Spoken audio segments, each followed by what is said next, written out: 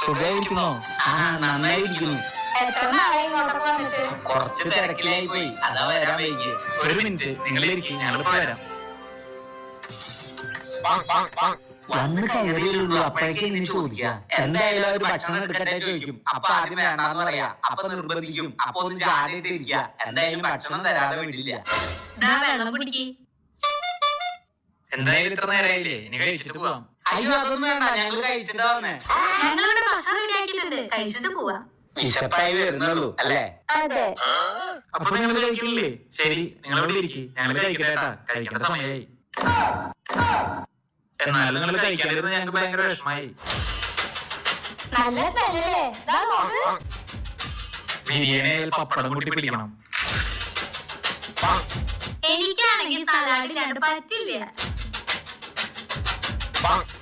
Biryani super ആയിരുന്നു അമ്മേ.